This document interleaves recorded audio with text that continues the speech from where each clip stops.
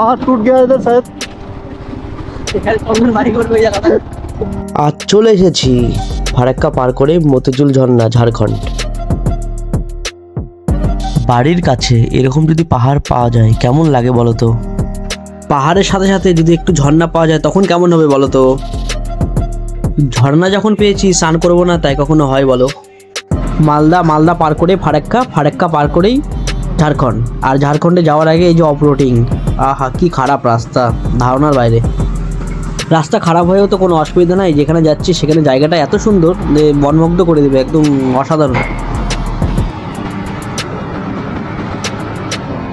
সকাল সকাল বেরিয়ে গেছি আমি আর স্বপন ভাই যাচ্ছে আগে আর আমি পিছনে যাচ্ছি। তো দুজন মিলে রওনা দিয়েছি। আর আমরা যেখানে যাচ্ছি সেখানে তো বলতে ঠিক মতো ভুলে গেছি, আমরা যাচ্ছি মালদা থেকে ভিতরটা, বালুঘাট থেকে মাত্র অনলি ফর 200 কিলোমিটার। আর যেখানে যাচ্ছি সেই জায়গাটার নাম টুরিস্ট জায়গা, ঝাড়খণ্ড মতিঝিল টুরিস্ট জায়গা, একদম অসাধারণ লেভেলের। চারিদিকে রাস্তাটা দেখো বন্ধুরা, এত সুন্দর ভিউ।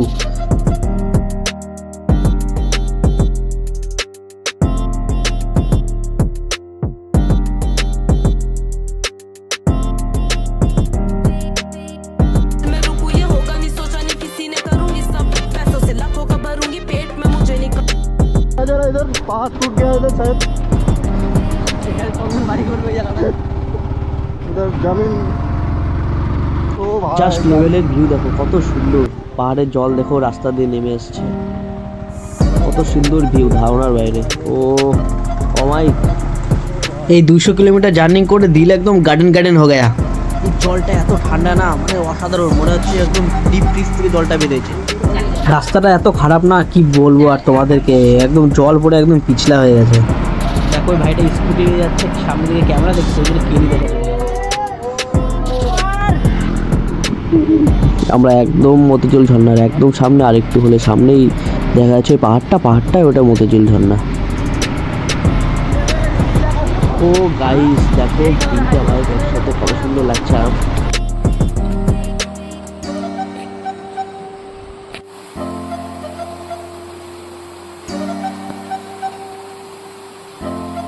তো গাইস ওখানে এসে সবার আগে 5 টাকাতে টিকিট কেটে নিলাম। টিকিট কেটে আমরা এখন উপরের দিকে রওনা দিয়ে দিয়েছি। পাহাড় মানে তো হাঁটতে হবে বস, না হলে এরকম মজা পাবে বলো? চলো তোমাদের ভিতরের দিকে নিয়ে যাচ্ছি চারদিকের ভিউটা দেখাতে। চলো লেটস গো। বেশি কথা না বলে তাড়াতাড়ি তোমাদের ঠিক ঠিকানায় নিয়ে চলে যাই। একদম ভিতরে কি আছে না আছে ওটাই ফার্স্ট তোমাদেরকে দেখাবো। গাইস খালি দেখো একবার, দেখো কতটা উঁচুতে উঠেছি আমরা।